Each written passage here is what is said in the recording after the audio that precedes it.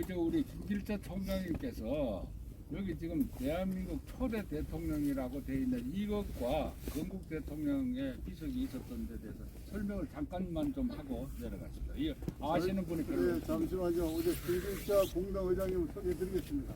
현재는 여자대학교 총장으로 계시는데요.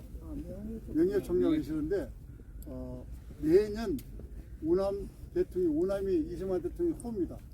우남 대통령 상을 제정하셔가지고 벌써 10년째 지금 시상을 하고 있습니다.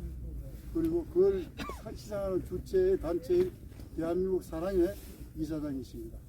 설명 듣겠습니다. 새해 복 많이 받으십시오. 우리 이승만 대통령 건국 대통령이십니다. 그분이 자유민주주의 공화국을 세우셨습니다. 그리고 백성으로 5천년 가까이 종처럼 살던 백성을 국가의 주인인 국민으로 만드신 분입니다. 그리고 주변에 강대 대륙 국가에 매여서 수탈을 해가다 못해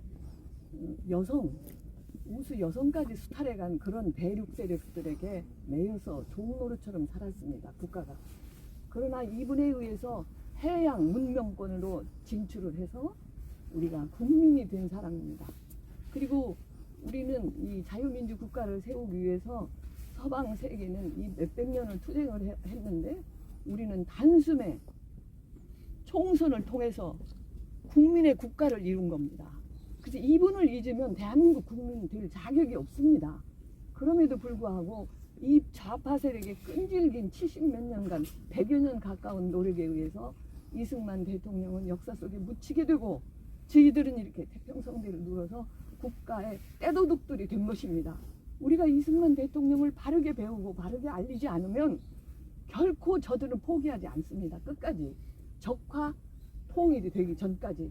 그렇기 때문에 다행히도 자유를 사랑하고 국민을 좋아하는 윤석열 대통령이 당선이 되셨기 때문에 그분 재임 시절에 무슨 일이 있어도 우리가 남북 통일까지 연결이 돼서 자유통일, 복음통일이 이루어져야 된다고 생각을 해서 우리 이승만 대통령을 제가 15년 전부터 애국상을 시상을 합니다.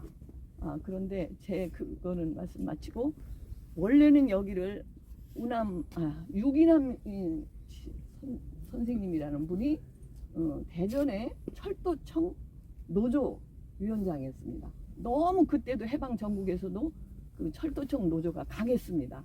그러니까 이승만 대통령이 어떻게 할까 할 때 그분이 나서서 대전에 이 정부 쪽, 친정부 쪽 노조, 철도 노조를 결성을 했던 분인데 그분이 들어서서 지금 이승만 기념 사업회 그 법인으로도 설립을 하시고 또 이 묘역을 김종필 씨 도움을 받아서 이렇게 다시 조성을 한 겁니다. 그때 여기에 건국 대통령이라고 쓰려고 편말을 대한민국 건국 대통령이죠. 엄연히. 그런데 그거를 김대중이 좌파들이 반대를 해가지고 안 된 것입니다. 그래서 그 건국 대통령이라고 묘비를 썼던 것은 지금 저 땅 밑에 파묻혀 있습니다. 그래서 어느 대통령이 된 때라도 우리가 힘을 합쳐서 우리 건국 대통령을 제대로 저 묘비를 적은 것을 바로 세워야 됩니다. 그때가 나는 이윤석열 정부가 돼야 된다고 생각을 하고 아닙니다. 그렇게 하기 위해서는 반드시 우리가 총선에 이겨야 되는 겁니다. 200석 가까이를 총선에 대표를 보내서 다수당이 되지 못하면 윤석열 대통령은 나머지 임기가 식물 대통령이 될 것이고 이 나라는 다시 좌파 손에 넘어가고 적화 통일이 눈앞에 와 있는 겁니다. 절대 그렇게 돼서는 안 된다고 생각을 해서 우리는 그러니까 뭐 크게 우리가 저 자유통일을 위해서 뭘 할 일이 없으니까 우리는 목표는 건국 대통령으로 묘비를 갈아 세우는 겁니다. 여러분 감사합니다.